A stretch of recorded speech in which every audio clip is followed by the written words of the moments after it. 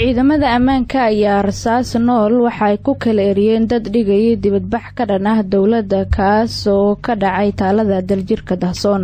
Cali Cilmi Salaad ayaa dhameystiray warkan.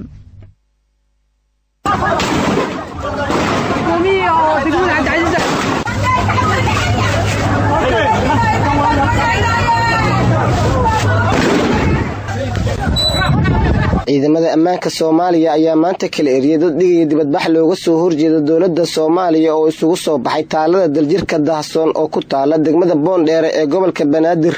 banaanbaxayaasha oo aan badnayn ayaa watay boorar ay ku qoran yihiin erayo ka dhan ah madaxweynaha Soomaaliya Maxamed Cabdullaahi Farmaajo. ciidamada ayaa tagay goobta iyaga oo rasaas ku kala eriyay dadkii dhigay banaanbaxa walow aysan khasaare geysan. sidoo kale ciidamada ayaa xiray qaar kamid ah dadkii dhigay banaanbaxa oo uu kamid ahaa gudoomiyihii hore ee degmada Cabdicasiis Ismaan Muxudiin Cariif oo dibadbaxayaasha horkacayay iyada oo mar qura uu jawiga goobta isu bedelay sidan.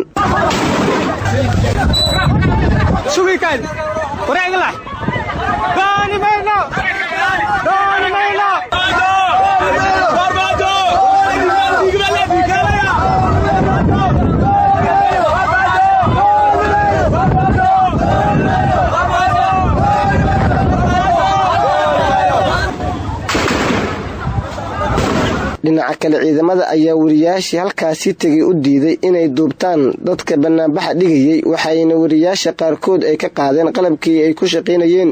banaanbaxan dawladda ay diiday oo lagu waday maanta inuu ka dhaco Muqdisho ayaa waxa uu imaanayaa iyada oo maalmihii u dambeeyay la hadlayay inuu socdo abaabul banaanbax looga soo horjeedo dawladda federaalka Soomaaliya.